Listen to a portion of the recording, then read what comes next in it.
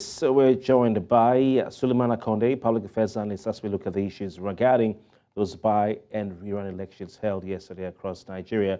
Suleiman Akonde, it's good to have you on the news this afternoon. Let's begin by asking you, at the polling stations, you've seen some violations of electoral laws with little or no consequences. How do we begin to enforce the law during elections in this country?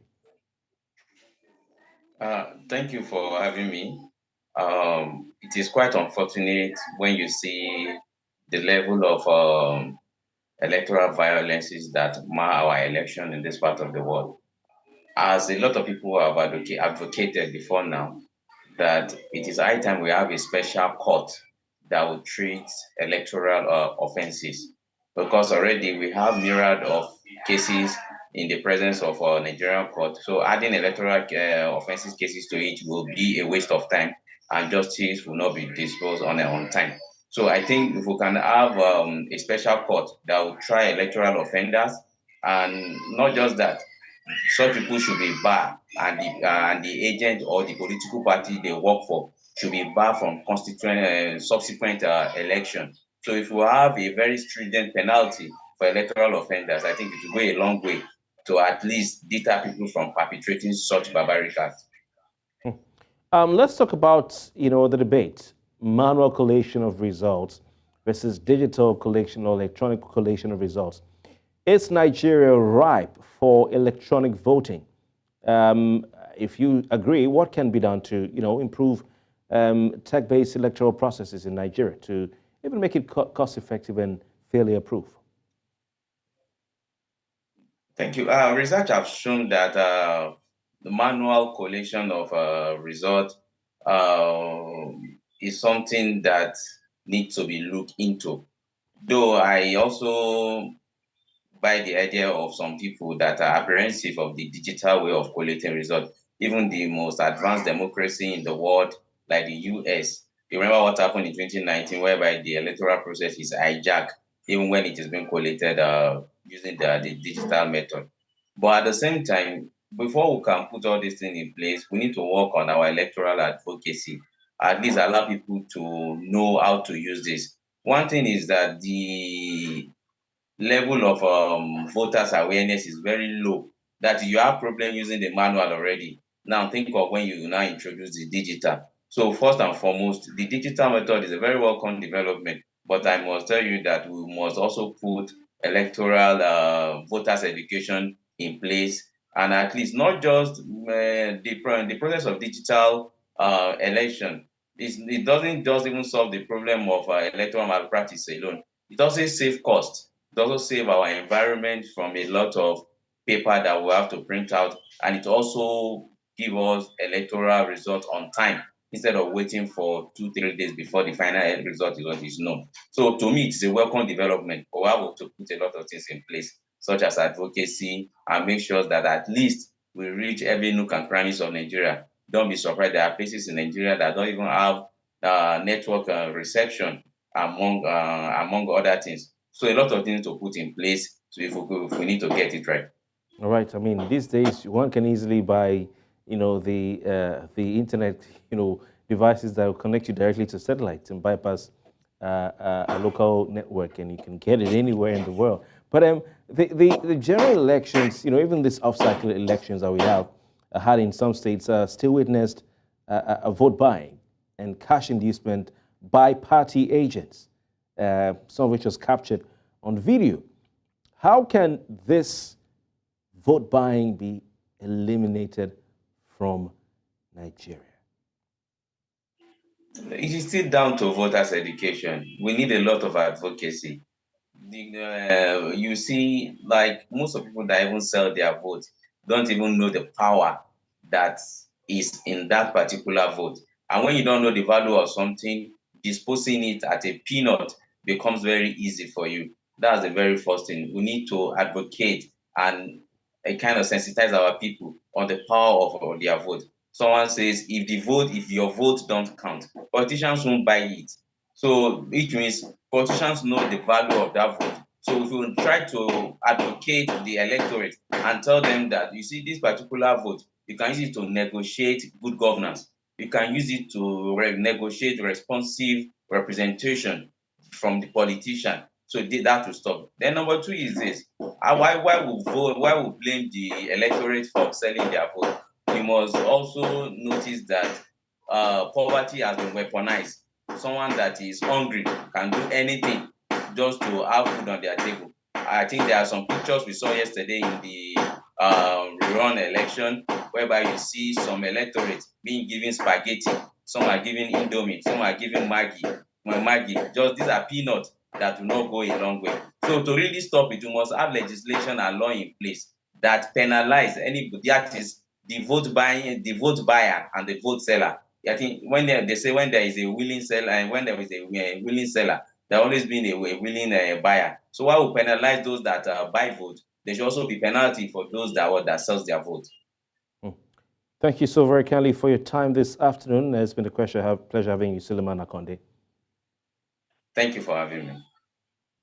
Meanwhile, Chief of Staff to Nigeria's President Femi Gbajabiamila took time out of the election to address Nigerians. He assured that the benefits of the fuel subsidy removal will be reaped soon. He spoke after casting his vote at polling unit 14, Ward 8, at Elizabeth Fowler Memorial School, Surulere, in Lagos State, in that House of Representatives by-election in his constituency on Saturday.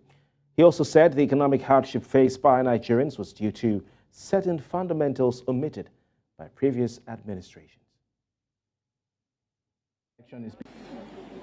Clearly, Nigerians are going through economic hardship. Same thing is going on in other parts of the world. Nigeria is not isolated. It's even in the most advanced democracy, these things are happening. The shocks that are being received left, right, center, from the east, from the west, from the south, things that are universal. But we're concerned with Nigeria. Let's forget about the other countries. We're concerned with Nigerians, and I want to encourage people. It's been, around about 6-7 months of this government. The gestation period is about now. So moving forward, I believe that things will begin to take a turn. Like has always been said, it's for it to get better. Some people will say it has to get bad.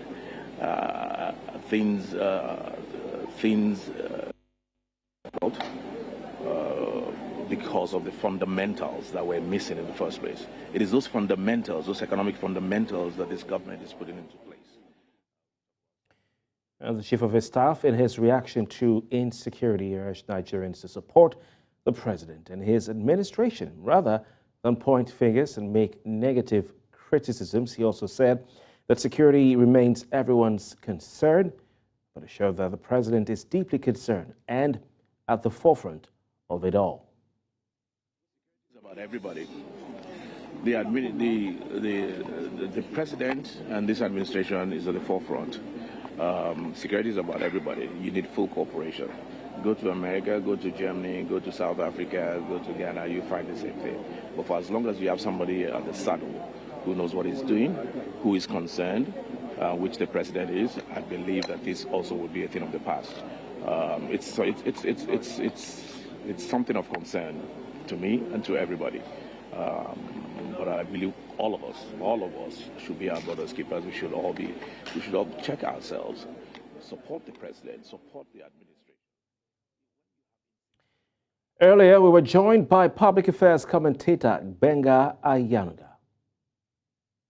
The chief of staff was a bit careless in that statement, because when you're talking of the last administration, he was a part and parcel of that last administration.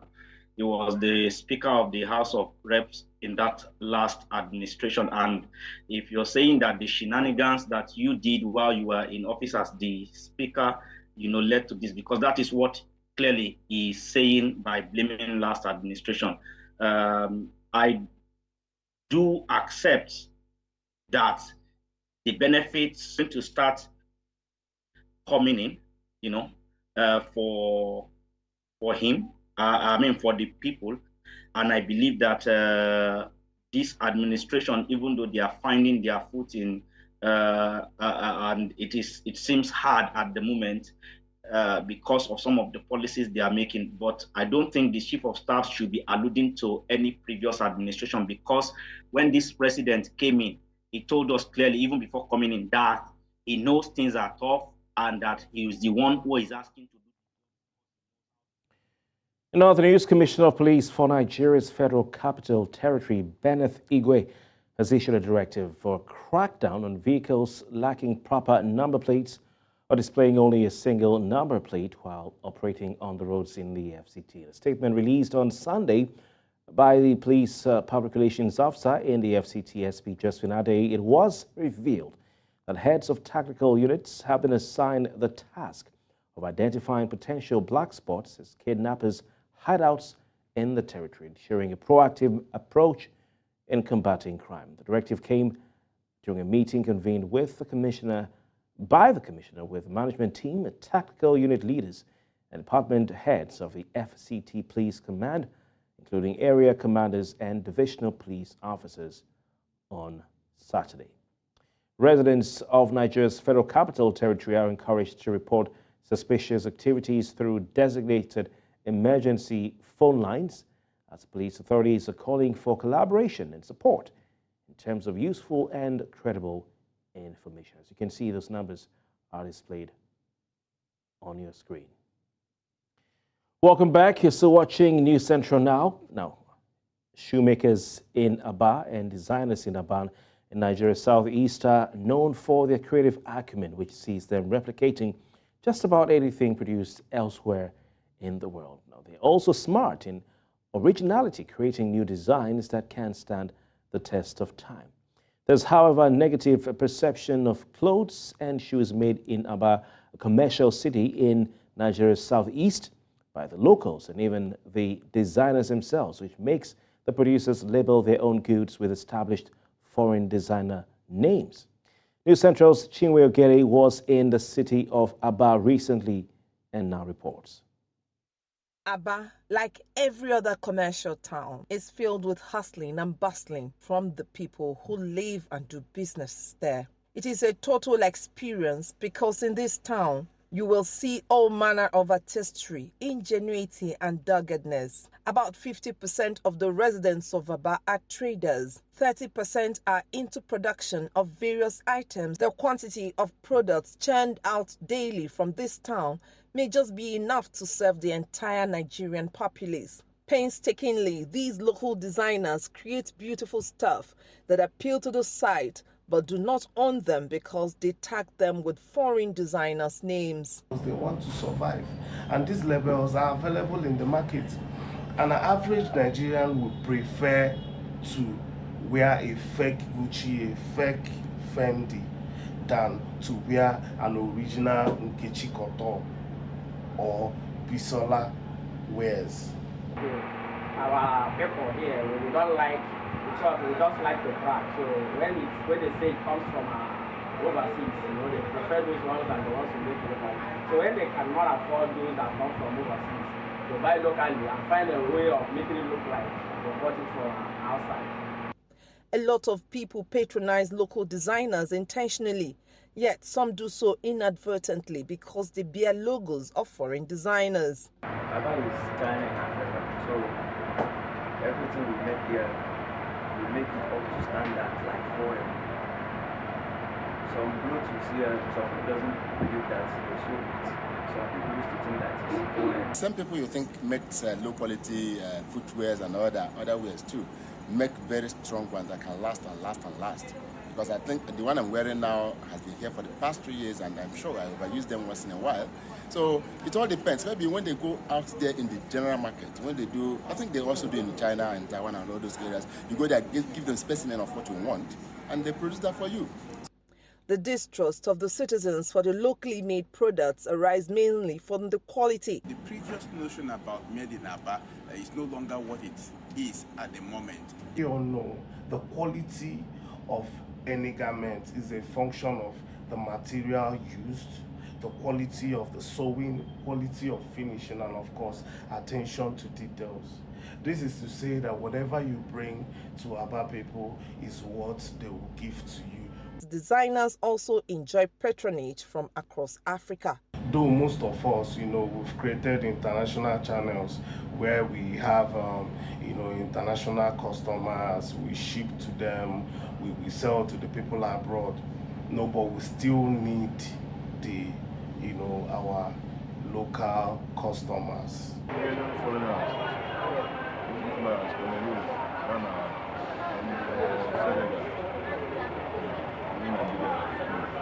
It is not an easy task to conceptualize designs and put them out as finished products in a city like Aba. We are doing almost what they are doing there. We don't need a mega factory to build this to make this shoe. Like in Turkey, this warehouse there, they can make 1,000 pairs a day. So the government need to restructure the market and give them the equipment and give them the materials to do it. They can do it here. They can do it here in Nigeria. They can do it here in Aba. I personally have suffered for things now the mountain I've not seen light. And for it's very, very expensive. We run that shit for money to me like 15,000 naira. So I'm on the wish out. At the end of the day, whatever you pay for me to enter. We all know that the tailoring business of today requires steady lights. But then, we don't get the steady lights. What do? We resort to buying generators. And most of these generators we buy were actually designed to function as backups.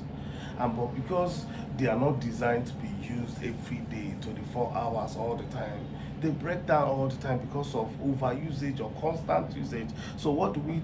We also, spend a whole lot of money buying parts, fixing the parts and servicing.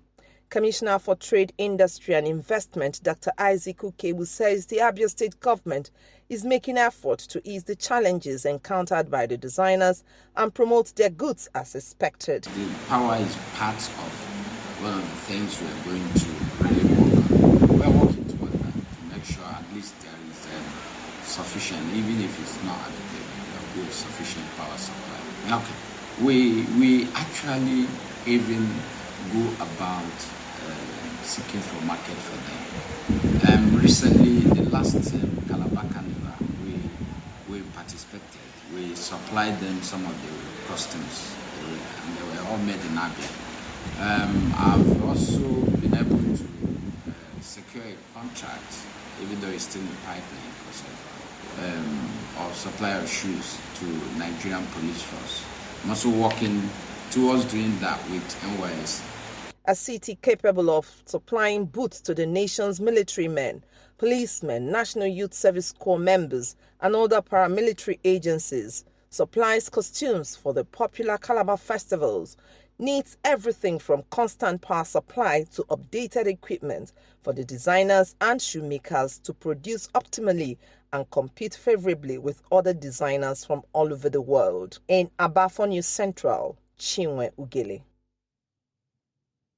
Thank you, Chinwe. Let's move to other stories now. Operatives of the National Drug Law Enforcement Agency in Nigeria have intercepted large consignments with a total weight of 14,524.8 kilograms of Ghanaian loud smuggled from Ghana to Lagos, Nigeria. The 3 vehicles containing jumbo bags of the psychoactive substance were trailed and intercepted at Ojuelegba area of Lagos in the early hours of Sunday, 28th January 2024, according to a press release by the NDLEA spokesperson Femi Gbajabiamila.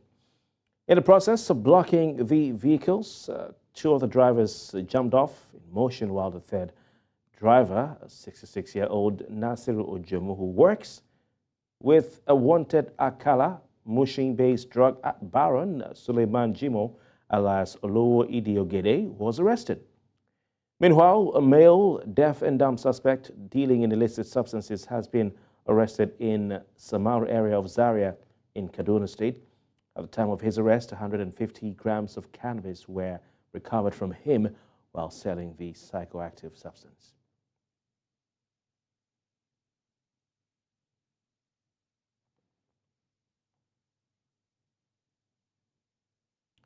Let's head over to other parts of West Africa, where Senegal's opposition leaders have rejected the decision by the country's leader to postpone the February 25 presidential election over an electoral dispute between the parliament and the judiciary. West Africa's regional bloc ECOWAS has also called for dialogue to resolve the political crisis in Senegal. ECOWAS said that Senegalese politicians must, in its words, prioritize dialogue and collaboration for transparent, inclusive, and credible elections. Analysts say the crisis is putting one of Africa's most stable democracies to the test at a time when the region is struggling with a recent surge in coups. In the meantime, the European Union has expressed concern on Sunday over the postponement of Senegal's presidential election, citing it as the start of a period of uncertainty.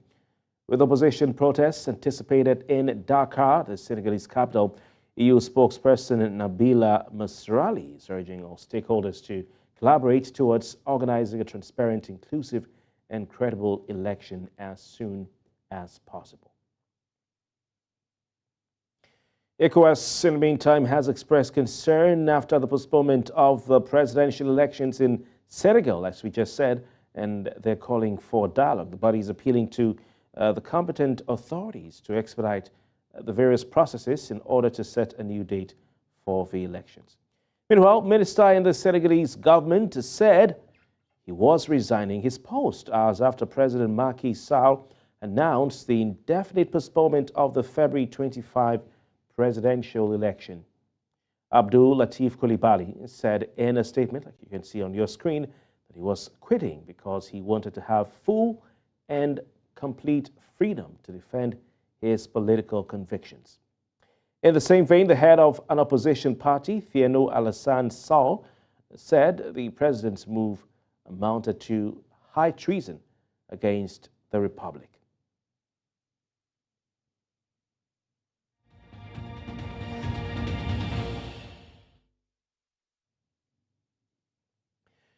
Former President of Panama, Ricardo Martinelli, begins his electoral campaign looking for a second term in office, despite a Supreme Court rejection of his final appeal against an 11-year jail term slammed on him for money laundering.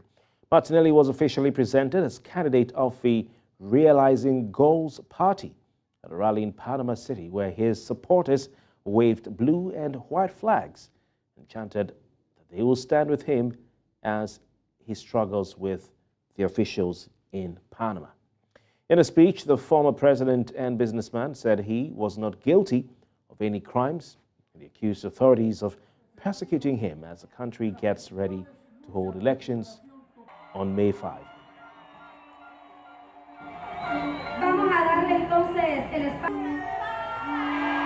Yo soy inocente de todo lo que me están acusando.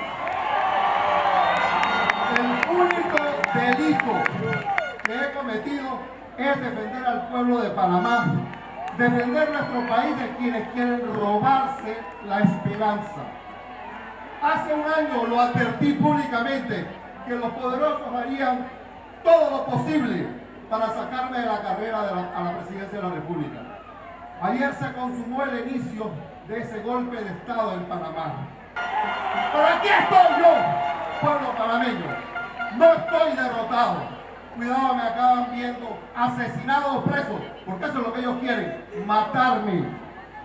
Por órdenes del gobierno de Cortizo Carrizo, cuyo único fin es sacarme de la fórmula presidencial de la forma más flagrante. Pero esta pelea será peleando hasta el final. Yo no voy a abandonarlo, porque si yo me doy por vencido, todos los poderosos habrán ganado, le habrán robado a su pueblo su candidato. Nearly 100 activists from a nationalist group marched through the center of Lisbon in Portugal in a demonstration against immigration and the Islamization of Europe, 5 weeks ahead of general elections in which the far right could make a new breakthrough. With banners, torches, and smoke bombs in hand, they marched through the fashionable Chiado district under the gaze of tourists, surrounded by a large police force which separated them from passers-by, some of whom shouted anti-fascist slogans at them.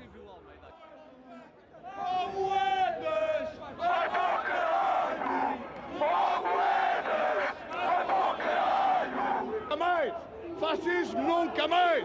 Fascismo nunca mais! Fascismo nunca mais!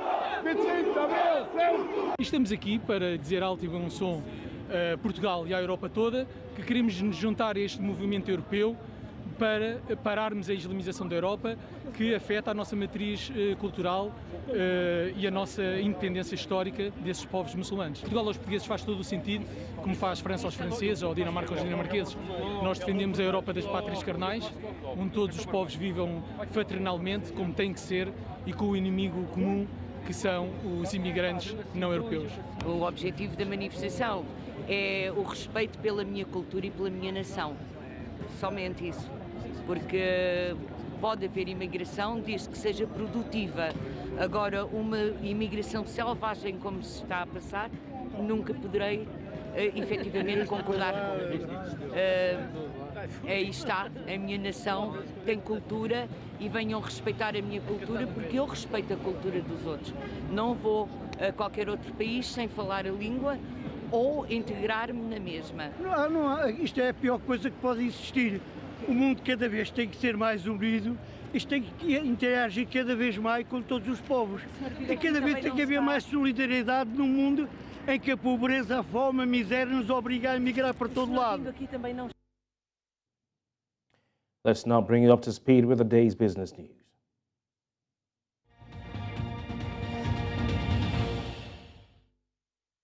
In business, the Central Bank of Nigeria, CBN, has denied reports that it is considering a policy to convert foreign currencies in private domiciliary accounts of citizens to naira to stabilize the national currency, which earlier this week recorded its worst performance in history. Acting Director of Communications at the CBN, Sidi Ali Makama, made the disclaimer in a press statement released today, 3rd of February 2024. Recall that in the last few days, the naira recorded its worst performance in history, selling at 1,500 naira per dollar. In response to the deteriorating condition of the Nigerian naira, the Central Bank of Nigeria issued a directive for all banks to sell their excess foreign exchange holding. In response to the deteriorating condition of the Nigerian naira, the Central Bank of Nigeria issued a directive to all banks to sell their excess foreign exchange holding within 24 hours or face sanctions. Standard & Poor's S&P, a global rating agency, has affirmed its B-/B long and short-term foreign and local currency sovereign credit ratings on Nigeria. According to a statement from the rating firm on Friday, it also affirmed its NGBBB+/NGA2 long and short-term Nigeria national scale ratings. It added that the outlook is stable. Last August, it revised its outlook on Africa's biggest economy to stable from negative, citing the government's recent reforms, which the agency believes could benefit the country's growth and fiscal outcomes if delivered. And in Ghana, Mark Badu Obuage, the CEO of the Ghana National Chamber of Commerce and Industry, GNCCI, has expressed dissatisfaction with the pace at which firms are failing as a result of the multiple levies levied against them. Badu Aboge said members of the chamber are left with no option than to lay off workers due to the economic challenges affecting their operations. Speaking to Ghana's PM Express, he said employers are not happy with the current state of the economy. He, however, called for the intervention of government to aid in reducing the cost of operations to ensure sustainability of businesses. And finally, in Tunisia, Tunisia's central bank has kept the key interest rate unchanged at 8%. The bank made the announcement on Friday, adding it was watching for any potential repercussions that may result from a government request for direct funding from the bank. The government requested exceptional direct funding from the central bank worth $7 billion or $2.25 billion to fill a deficit in the year's budget, given the scarcity of external finance, 3 lawmakers said last week. Economists have warned that the move could lead to rising inflation and weigh on the value of Tunisia's currency. And that's business news at this hour. Thank you for watching. I am Perpetua Fasami Peter. The news continues shortly. Bye for now. Well, that's all at this hour on News Central Now. Before we go, let's take another look at the major stories this afternoon. We brought you news, very cheering news that the abducted school children in Ekiti State have regained their freedom. President Tinubu of Nigeria has mourned the passage of the Namibian president. Also, Senegalese opposition has rejected the postponement of that country's election, even as ECOWAS has called for dialogue. Please send us your eyewitness reports as safely as possible. You can use the WhatsApp number and email address showing right now on your screen. And as you can see, we're on the major social media platforms: YouTube, Instagram, Facebook, and X, handle at News Central TV. And you can watch us live on any of these channels or platforms. Thank you very much for your time this afternoon. My name is Kofi Bartels.